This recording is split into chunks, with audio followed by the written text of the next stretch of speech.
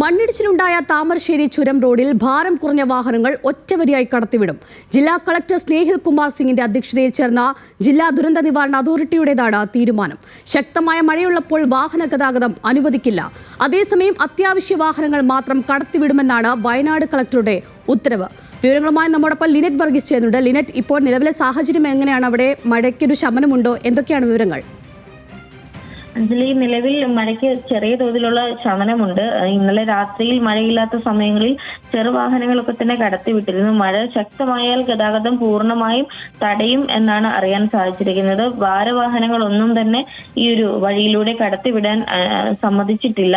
മറ്റു വാഹനങ്ങളൊക്കെ തന്നെ, ഈ ഭാരം കൂടിയ വാഹനങ്ങളൊക്കെ തന്നെ മറ്റ് ബദൽ മാർഗങ്ങൾ സ്വീകരിക്കണമെന്നാണ് ജില്ലാ ഭരണകൂടങ്ങൾ നൽകിയിരിക്കുന്ന നിർദ്ദേശം. പ്രത്യേകിച്ച് ഈ താമരശ്ശേരി ചുരത്തിലെ മണ്ണിടിച്ചിലുമായി ബന്ധപ്പെട്ട് രണ്ട് ജില്ലാ ഭരണകൂടങ്ങൾ തമ്മിലുള്ള അവ്യക്തത കുറവിനെ കുറിച്ച് നമ്മൾ മുൻപും വാർത്ത ചെയ്തതാണ്.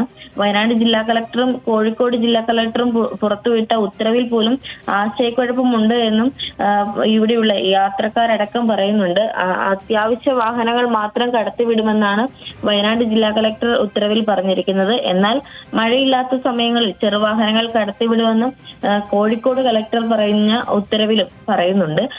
ഇതുകൊണ്ട് ആശയക്കുഴപ്പത്തിലായിരിക്കുന്നത് യാത്രക്കാരാണ്. പലരും അടിവാരത്തും ഒക്കെ വന്ന് തിരിച്ചു പോകുന്ന സാഹചര്യമാണ് ഉള്ളത്. എന്നിരുന്നാലും മഴയ്ക്ക് ഇപ്പോൾ നേരിയ തോതിലുള്ള കുറവ് ഉണ്ട്. അതുകൊണ്ട് തന്നെ ശക്തമായ മഴയില്ലാത്തതിനാൽ വാഹനങ്ങൾ കടത്തിവിടുന്നുണ്ട്. ചെറിയ വാഹനങ്ങൾ മാത്രമാണ് കടത്തിവിടുന്നത്.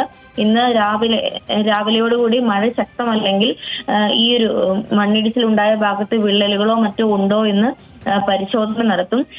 സുരക്ഷാ ക്രമീകരണങ്ങളുടെ ഭാഗമായിട്ടാണ് ഇത്തരത്തിൽ പരിശോധന നടത്തുന്നത്. അതിനുശേഷം മാത്രമായിരിക്കും ഗതാഗതം പുനഃസ്ഥാപിക്കാനുള്ള നടപടികൾ ആരംഭിക്കുന്നത്. അഞ്ജലി, എന്നിട്ട് ഈ കളക്ടർമാരുടെ ഉത്തരവിൽ ഒരു ആശയക്കുഴപ്പം കാണുന്നുണ്ടല്ലോ. അതായത് ഈ വിനോദസഞ്ചാരികളടക്കം ഒരുപാട് യാത്രക്കാർ ആ ഭാഗത്തുണ്ടായിരിക്കും. അവരിലൊരു പ്രതിസന്ധി ഉണ്ടാക്കുകയല്ലേ?